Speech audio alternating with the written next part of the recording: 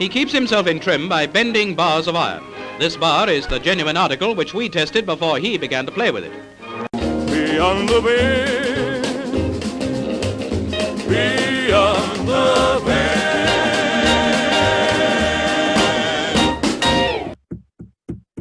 All right, Jaden, welcome to the show. Thanks, man. Nice to be on. Well, I'm extra psyched to have you on because, like I said on the first episode, you were the first guy I looked up on Instagram just by searching like hashtag steel bending, and sent you a DM, and you got right back to me. And as a beginner, that was super cool, and like really made me realize that the small community of bending is a bunch of rad dudes, and it was just cool. So thanks for that. Yeah, hey, no problem, man. I get lots of questions and DMs and stuff like that, and I have no problem helping a guy out or trying to point him in the right direction. Anyway. Yeah, that rules. Yeah. So tell me about the first time you ever saw someone bend a piece of steel or a nail. Yeah. So one of the things that kind of got me into it was I'd never seen anybody do it in person, like ever. I'd never even heard of it. And then what was I watching? I was up on YouTube, and I was always a big fan of Big J's Extreme Fitness. I don't know if you know who he is. No, actually. Big Jason English. He's got Big J's Extreme Fitness down in, I think he's in somewhere. And Tommy's friends with him, Tommy Jennings, anyway. And I was watching some old videos. It was him and Paul Knight and Eric Millfield, I think, some of the old bigger guys down there. And anyway, so I'm watching these YouTube videos, and they start bending these big spikes and these nails and stuff. And I'm like, what the hell? Like, that's crazy. So after that, I searched up Paul Knight, and I was watching videos of him and videos of Tommy and Eric. And I was fascinated from the get-go. And I thought that was a really cool way of these guys with a crazy strong grip who can actually apply it and do something with it. So not only do they train grip, but they can bend steel. Well, damn, that's pretty cool. So yeah, I was fascinated right from the get-go. Yeah. Now, were you trained? What type of training were you doing at that time, or was this before you got into any type of training? No, I was training. I started going to the gym when I was like 13 years old or something, and I'd walk there after school, local gym, and work out, do like some bodybuilding type exercises, and later, like right before I got into steel bending, I was doing like some more powerlifting kind of stuff, and I got pretty big and fairly strong. And moving some pretty good numbers, especially for my age of 17. And I just, as soon as I found grip though, and arm wrestling, I was consumed, like completely, like everything else out the window, gone. It was boring to me, like going into the gym and just lifting weights. It kept boring. Yeah. And how long ago was that? Well, I was 17 then, and I'm 20 now. So that's kind of how long I've been into it. Oh, nice. Yeah. So for a few years now, I've been kind of into grip, found Captains of Crush grippers. I was all over them. Yeah. I ordered a couple, and I ordered a 2 and a 3. That was my first grippers that I ever ordered. Oh, yeah. A 2 and a 3. And anybody who's tried to close one of those things knows that, like, even a 2 is no joke for someone who's never closed a gripper. Right. And I was immediately kind of humbled, and it took me like a week and a half, 2 weeks before I could close that thing. And I was working hard on it, sitting in class, playing with them, and and eating and stuff like that, and just totally focused, and that was the goal. So I definitely understand the laser focus, man. Yeah, those things are a whole different ball game than like the plastic grippers that most people are aware of, Man, like You give one to a guy, you give like a number one to a guy who claims he has strong hands. Yeah. And it's just like, if he can close that, he's like shit his pants trying, you know? Yeah.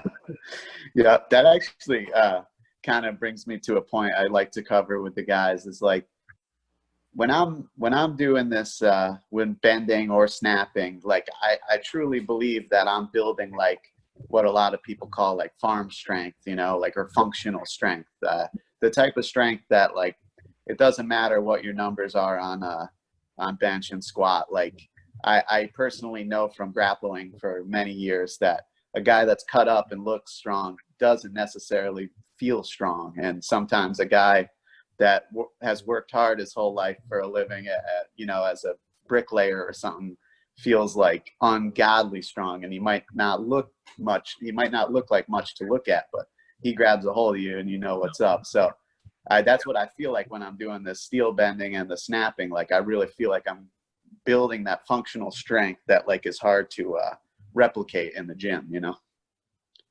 Oh, extremely. It's you can't replicate that in a gym. You just can't. You've got things out there that would have come out back in the day, like the power twister or something like that. That spring on, I hate that thing. I'm sorry to anyone who likes them. I hate them. Yeah. They look dangerous as hell because it's a spring. Yeah. Snap in your face, so can steel, but whatever. Yeah. And it doesn't look, it looks like it would hurt my elbows. And I'm an arm wrestler, so I know all about hurt elbows, but that thing Yeah. hurt my elbows. Sure. Yeah. And you know what else is I've been realizing, one thing that really keeps me wanting to come down here in the basement and bend like every day is the fact that when you're done, you have this physical piece of steel that's now bent or snapped depending on what you're doing, to show for the struggle that you had. And you know, if you're not videotaping your lifts, there, you know, how do you know that it even happened? Kind of, you know, it's nice to look at this thing and see your struggle. Yeah, so that brings me to another point right there. Another thing I found really cool about steel bending, old time strong, any of the feats, whether with race bending, short steel bending, nail driving, card tearing, whatever it was, or ripping phone books or license plates, whatever the hell it was. I was like, you know what? See, that's really cool, because anybody who isn't a power lifter or a strong man, you can't explain to them how hard it is to deadlift 800 pounds or how hard it is but you can give them a nail or a deck of cards and say, well, here you go. Have at it. This is what you do, and have at it. And they can get a feel for, okay, that's really hard. You know, kind of thing. So that's another thing I like. It's very hands-on, and you can communicate that type of strength better, because it's just, so yeah, for sure. That's what I think anyway. So on the little blurb that I read about when you started on the red nail, it said that grip helps you with your day job. So tell me what you do for a living. I work on a service rig in the oil field here, and mostly in southern Saskatchewan. And I've worked here for 3 years. Well, just going on 3 years. I've been on a rig, and it's been kind of slow lately, but I definitely think that grip training and they complement each other. Yeah. Right.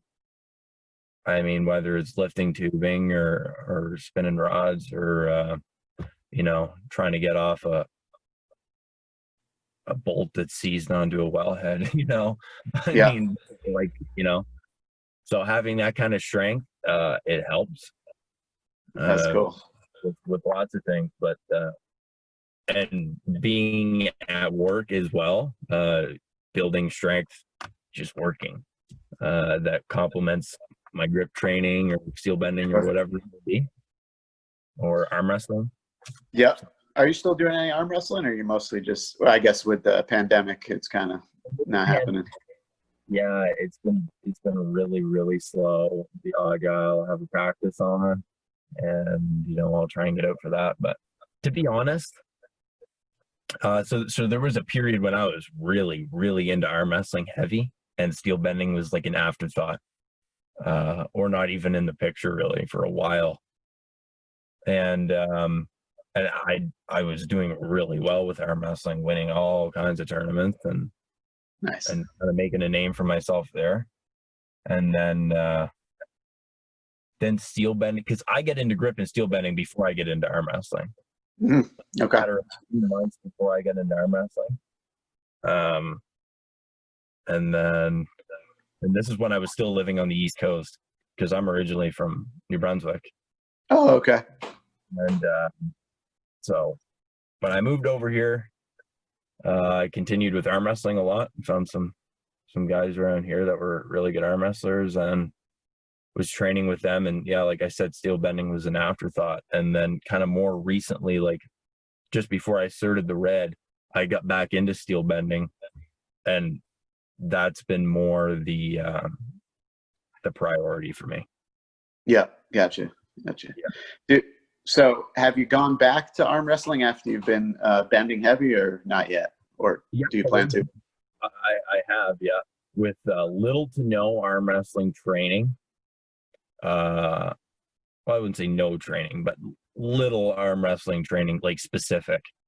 I think I definitely maintained my strength, if not got stronger in different areas.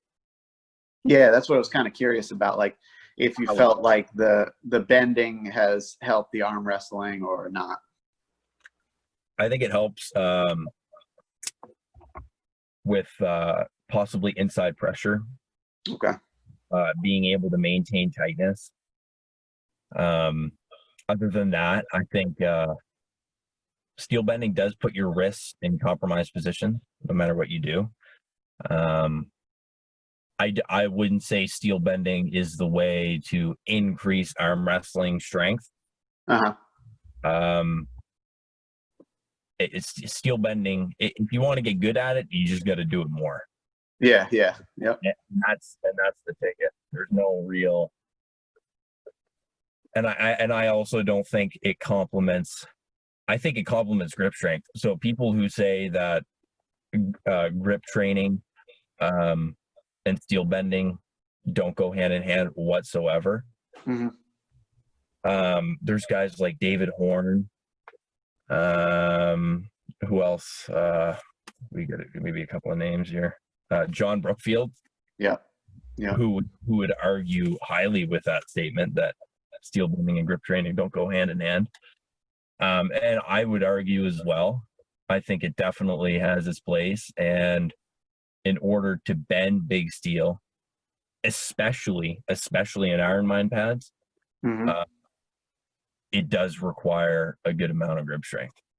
Oh, absolutely. I agree for sure. And the bit of experience I have with bending, I feel like snapping, sorry, my grip's got to be on point, like Yeah, you're right.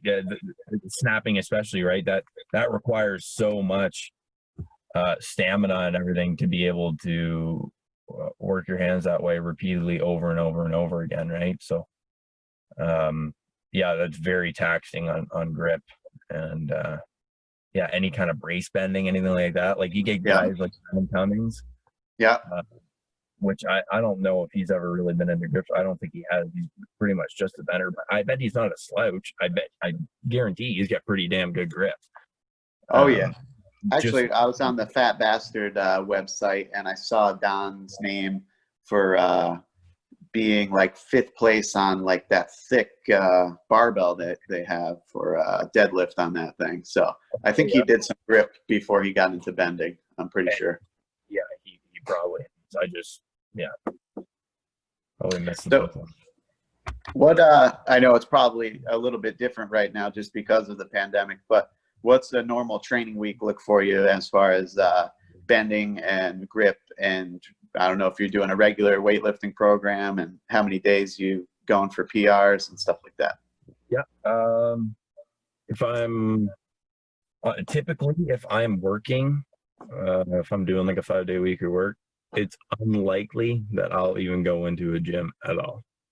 I feel like I usually sweat enough during the day and lifted enough things that it's just not necessary. And usually nighttime, before you get back to work, it is hydration time, right? It is hard, and trying to eat right and everything doing that job is a struggle. Yeah, I can imagine. So there's a lot of effort that goes into just doing that. But if I'm working, yeah, I'll go into a gym here and there, but it's definitely not priority, because for me, I do a lot of stretching and stuff like that, but for me, if I'm working out too much, so that's where my energy's going. Yeah. A person only has, as much as they'd like to think they've got more, they only have so much energy that they can expend during the day, right? Yeah. Yeah. Or even during a week, because steel bending requires it fries your central nervous system, in my opinion, more than anything else. Why? Because, or maybe something like fighting would be up there too, just because the adrenaline and everything gets so ramped up, especially if you're going for the ER bend or whatever. Yeah. And the fact that your hands after a good session are going to be destroyed. Yeah. Or if you're feeling fresh after a steel bending session, you probably didn't go as hard as you could have. Although that's not a bad thing. I need my hands for work, and so I kind of got to know when I should be letting off the gas. A little bit. So take me through a typical like bending workout or session for you. You doing any like you bending any 6-inch nails just for a warm up, or you going right to heavy duty stuff? Or I'm going to be honest. I mean, you get a lot of scrutiny for this, but I don't often do warm up bends. I don't. Yeah. I'll do a little bit of stretching just to get a little bit limber, but I think that there's such thing as being too limber. Oh yeah, guys, power lifters have told me that they really don't want you doing any stretching beforehand. Maybe you can get a little warm, but no real static stretching. And that's so usually I might do a warm up bend, or might do some kind of isometric warm up, but then after that, I'm straight into whatever bend I want to do that day. Okay. And if I'm failing it, I'm moving to B. And if I fail that, I'll move to C. Okay, so you got a couple mapped out. I usually get a couple mapped out of bars that I want to cert on. And I think that that's a fairly good way to go about it. Some guys will recommend that you warm up first and incrementally work up, but think you're blowing a lot of energy, and your hands are getting a little bit more beat up every time you try one of those bars, right? Yeah. So, if you start out with a 1/4 inch by 6 inch grade 8, well, to me, that's not just warming up. That's a little bit of your power that's gone. Yeah, that's makes you safer in the end when you get to go for your PR bend, because you're nice and warmed up and feeling good, but you've also wasted energy, in my opinion. Yeah, that makes sense. And I can kind of speak on that just from my personal experience. I've been so pumped up about this new discovery, this training that makes me feel like I'm getting so strong that I'm down here pretty much every day of the week trying as hard as I can to bend the biggest stuff, keep progressing. And I can feel my strength just diminishing. Like I'm not able to hit a bar that I was able to like 3 or 4 days ago when I was more fresh, because I'm just too much quantity right now. So I'm trying to manage that. Yeah. So see, that's another thing that's a little bit different than weightlifting. See, you're not going to see a guy go into a gym who can bench 315. Okay. And that's his 2-rep max, 1 or 2 rep max. He's not going to go and throw 4 plates on without a spotter and try and bench 4 plates. Yep. But with steel, you can attempt to bend steel way bigger than what you can Yep. without too much consequence, usually. Yeah. You can force as hard as you want till you're blue in the face. And that's a way to train. Guys do, right? That's isometric training 101. Exactly. One guy, I can't remember which guy it was, said, what is isometric training beyond really just failing on a bar that you're trying for, It's like, that's Perfect. it right there. Yeah. Are you sure you might be wasting steel? It's not the world's cheapest hobby, but It's true. I don't know. Neither is golfing. So Yep. So I know you're basically on a mission to collect certs right now, or it seems like it, but what motivates you to get after this bending as much as you are? Is it just cert hunting, or are you just... that is one of my motivations right now, but I've had this thing in my mind, just like Derek had mentioned before, man. Everybody, I shouldn't say everybody because not everybody does, but I like Derek, want to be the best, right? Someday. Yep. I'm a lot farther behind. I'm younger. I've been doing it not as long. I mean, I'm not trying to make excuses here. But really, in hindsight, I've only been heavy into bending for like a year and a half. Yeah. Yeah. Like really heavy into it. And right now, I was pretty young when I started the red.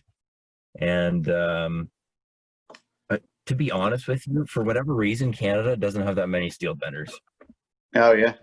They really don't. Like, I know none. I would hands down say without a doubt that I'm probably the number one short steel bender in this country. And it's not because there's a ton of them and I'm just the best. It's just because there's none. There's a couple guys that have messaged me and are getting into it. There's some strong dudes, but definitely nowhere, not at an elite level or anything like that. But what about grip? Do you find that there's more Canadians into grip, or both things not popular? Not that many. You got like Eric Rusin in Ontario. I mean, I don't even know of any other big grip guys in Canada. Murrin, which his brother owns Grip and Bend Canada, which is right here in Manitoba. Okay, yeah. It's about 4 hours away from me, so I'm going up there all the time and buying stuff from him. Yeah, pretty cool website though, selling grip equipment and nails and all sorts of stuff. All right. So as far as big certs that you're working towards, what is your plan of hitting those goals? You're just going to bend some stuff in sequence up to them, or you're just going to rest and on days you feel good, get after it? What's your plan of attack? Yeah. So it's kind of hard because all the bends that I'm kind of looking for right now, the length is all over the place, right? So yeah, it's kind of hard for me to choose a certain way to work out for them, right? Because I've got everything from the Mag Bastard, which is 5 inches, edging at 7, and some bends at 6 inches that I want to get. So yeah, it gets really hard to kind of choose one, right? But, yeah. Got you. So yeah, not really a certain sequence to work up. Yeah. Just kind of whatever I feel like that day. Goal. Yes. So, do you do anything special for recovery or nutrition? Not really. As far as like supplementation and stuff like that, like fish oil, magnesium, stuff like that. Just kind of some of the basics. I think, and those do help. The better your nutrition is, the better you're going to be able to perform, right? Yeah. Right off the bat, without a question. If you're eating good and stuff like that. getting your fruits and veggies in. But yeah, I think keeping the skin healthy and joints would be number one. I don't necessarily do anything special. It's when I cut myself, put some polysporin on put some polysporin and a Band-Aid on, and that's kind of that. Yep. But other than that, it's nothing too. So no, I've heard of guys using ice and like contrast baths for their hands. Some guys like swear by like extensor work, or what did some of the other guys say? Say that again. Yeah, to keep the elbows healthy and stuff. I think extensor work does help a lot. Yeah, keeping everything loose, shoulders and triceps healthy, will definitely help with some inflammation problems and stuff that guys will experience. From bending. But the hands in general, I think that there is a limit as far as like how often you can bend as well. So a newer guy, in my opinion, a guy who's just getting into it, can bend more often than somebody who's at an elite level or an insane level, right? Just because the steel that they're going after is so much harder on the body. Yep. Right. That you can only take so much. Some guys can bend every day. Myself, I can't do that. And there's a lot of guys that just can't bend every single day. It's too hard on the body. It really is. Yeah. Like there's only, in a sense, you can think of it like the human, no matter your level of bending, the human body can only take so much, regardless of your skill. And when you're getting into those bigger bends, you're not going to be able to do that, more than once a week, even probably.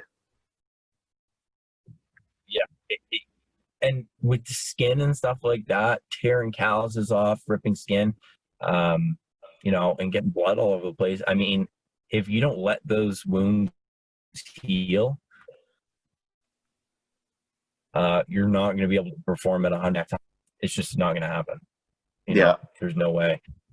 Steel bending it does have a lot to do with pain tolerance, especially with minimal pad bends, like iron or less, especially. So how much you can mentally push through, because you're self-inflicting pain, like copious amounts of pain on yourself when you're doing those types of bends. And so no matter how strong you are or how strong you think you are, being able to push through that barrier, that mental barrier, that's the key.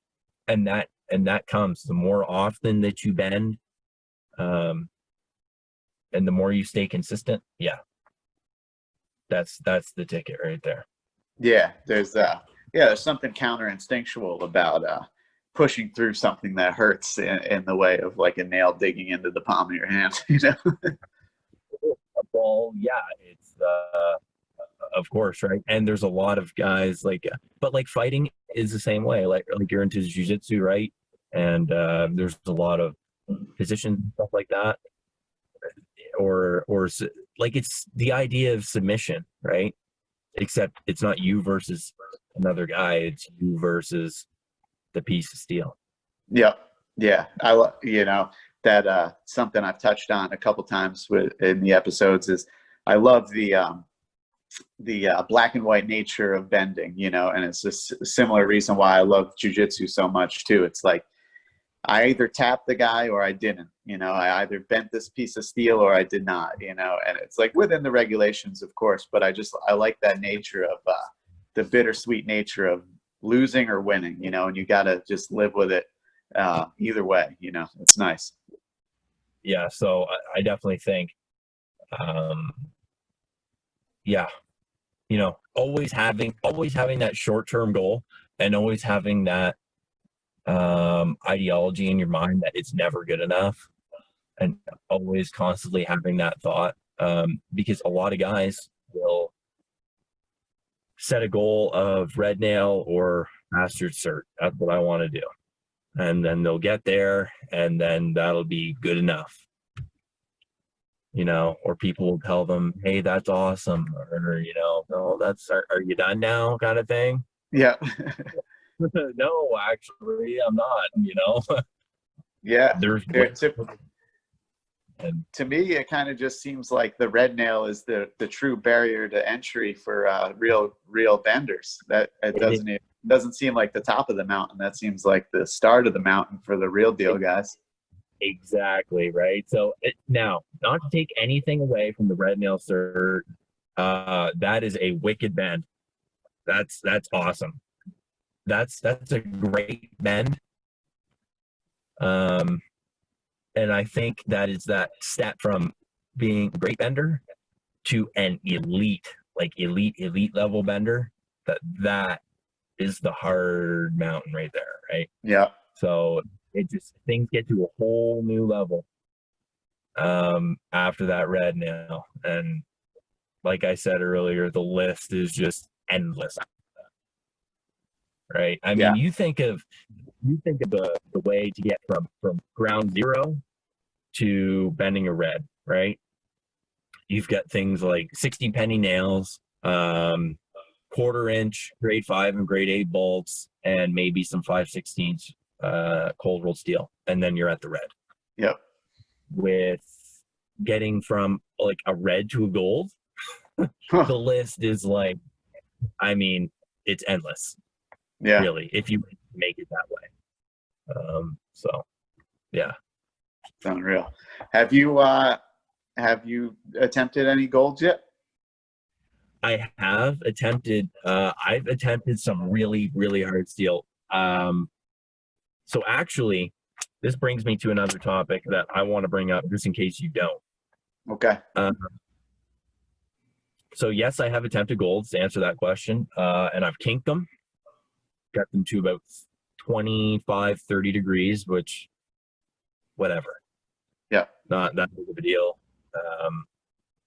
It was very hard to answer that. Yes, I would feel over and die right on the spot, but whatever.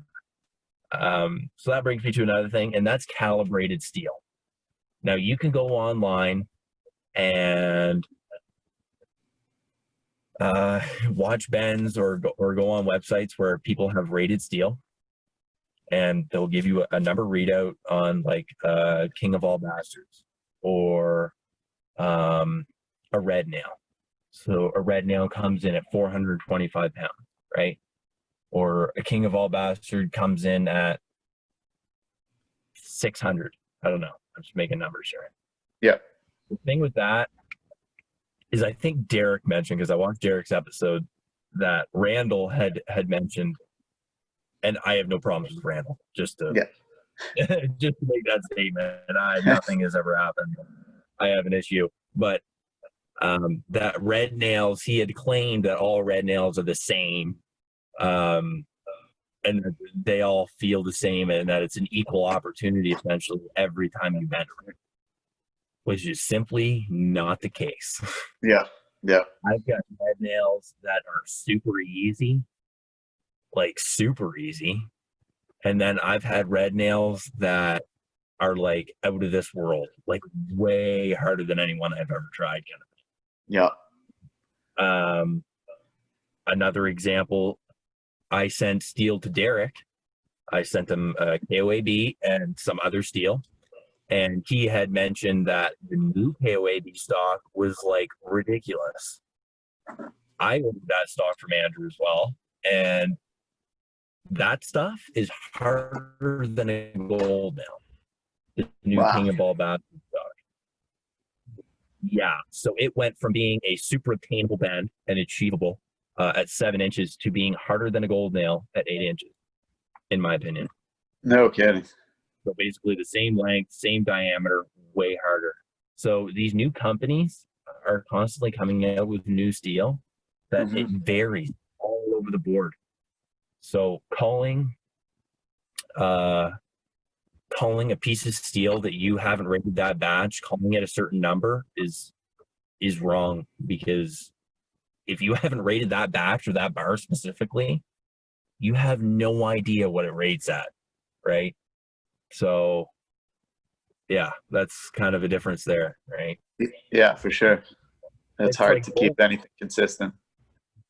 Even graded bolts all over the place. If the head on them is different or it's a new batch, they're going to rate and they're going to feel different. So Yeah. that's something to keep in mind when you're throwing out numbers for ratings after a bend you just did, is that you have no idea. Or saying a 60 penny nail takes 300 pounds of pressure to bend. How many times I have heard those words before? Yeah. That is not the case. I've had 60 penny nails that are really hard, and I've had ones that are really easy. So they're all over the place, and that goes with all steel, no matter where it comes from. Yeah. Gotcha. All right. Well, we've reached towards the end of the show, so I put together some rapid fire questions I call the medley. So you ready to do this? All right. Ready. Favorite thing to bend? Favorite thing to bend? Bolts. Graded bolts. Pretty fun. Nice. Hardest thing to bend for you? Hardest thing to bend for me? I'm going to say brace bending in general. It's tough, and it's caused me injury. So. All right. So I think I know the answer to this one, but strongest bending style for you? Oh, double overhand, hands down. Weakest style? Double underhand, actually. My reverse is not terrible, but my double underhand sucks. All right. Something outside of grip training, weightlifting, strength sports in general, you like to do? I don't know. I'm going to be honest, pretty much between working, maybe working out, and that consumes most of my time. It really does, currently. Yeah. And if not that, with arm wrestling. So yeah, that basically consumes most of my time lately. So. Nice. What's one bend that's got away so far? You kind of mentioned the gold nail, but anyone that you've just attempted and you just can't put down right now? What is one? Oh yeah, the huge shiny 6-inch stainless. I ripped my fingers wide open going for the crush on that bar, and yeah, it kicked my ass for whatever reason. Could have been just that day or whatever, but yeah, I wasn't ready. So that's Gotcha. one that's recently been better me. Worst injury you've gotten from bending? That would be the more recent one, actually. I tore my UCL. My thumb was a complete tear. I was bending a wrench, and you can watch the video on my Instagram if you haven't already. Yep. And I had my hand like wrapped around the wrench, and when you're bending in with your wrist and using a leg crush, there's a tremendous amount of pressure right here, and you can hear it and watch it snap. And I thought that it was broken, but then I could still move it, but I could also fold my thumb till it was almost touching my wrist after, and my thumbs were jointed. And I was like, uh-oh. That's not good. And so that's it causes me pain still to this day. That was like 2 months ago, but everyone was telling me not to get back into bending and take more time off, and I listened to the whole bit, and it's dangerous and it's that, and I don't care. Yeah. So, I know about the risks. But yeah, injury, UCL tear, which is ulnar collateral ligament is what it is. Connects the thumb to the hand. Yep. So yeah. Oof. All right. How about the strongest person you know? Strongest person that I've ever met. like just overall strength wise, I would say probably Brian Espy. Okay. He's a WAL arm wrestler, lives in Manitoba here. Not Gotcha. too far. Nice. So strongest man ever shaken hands. I'll say that. How about the best piece of advice you were ever given? Oh. You know, I can't say I have been given much advice as far as It could be anything. It could just be life. It could just be life. Yeah. Or sports, whatever. Yeah. Give it up. Probably the best piece of advice, because I typically go against the grain and what other people tell me to do. So I'm going to say, yeah, people telling me to stop or that enough is enough is my favorite piece of advice, because it's just. So, gotcha. Yeah. And last question, the funniest reaction you get when people find out you spend your time bending steel? So my favorite one is the hardware store, any hardware store. So what are you doing with all of these are some big nails, or these are some big bolts. You go and buy like ADD spikes and stuff like that. Yeah. Which are obnoxiously large nails and bolts or whatever. What are you doing with all of these? Because it's kind of a random thing to buy. Yeah. And I say, I'm gonna bend them. I just bend them. And they usually look at you like with just this look of confusion and just trying to figure out whether you're trying to be funny or not. Yep. Yeah, just give them the straight face, and they're like, "Oh, okay." Usually what I get, but yeah, it's not a common thing. So that's funny. All right, Yeah. That's it for the medley. You made it through. Yes. All right. In closing, who's someone you'd like to see me have on the show? Oh, well, you said Tommy's already coming on, and EJ, possibly. So those are two really great steel benders that definitely deserve to be on the show. I'd love to see Paul Knight get back into grip and bending, just in general. Yeah. I definitely be able to get him on just because I don't even know where you find him. You can I've fill off looked. Facebook. I've looked on social media for him. I can't seem to find him. Yeah. You know who would be good is Big J. Big J's in English. Big J's Extreme Fitness. If you can get that guy on, he'd be wicked. Just YouTube him, or okay. I think it's Big J's Extreme Fitness, even on Instagram. Cool. He'd be a great guy to have on. Nice. How about tips or advice for beginner benders? I would say consistency. Try not to watch too much of what other guys are doing, especially the top guys. Don't compare yourself to the top guys. It just makes you feel down on yourself, or at least it did for me when I was starting out, paying too much attention to what they're up to and that kind of thing. But consistency and keep those short-term goals coming all the time. If you're able to do that, you keep yourself busy, and every time you obtain one of those goals, you'll feel real good about yourself, and it'll drive you to do more. So yeah. Nice, good stuff. Where can people find you? Social media stuff. Jaden Majensky. That's on Instagram and YouTube, Facebook. I don't put much on Facebook, but yeah, those are kind of the two main ones. Yeah, and that's all the social media I'm ever on, and it's usually just bending and strongman type stuff that I put on there. So nothing too crazy.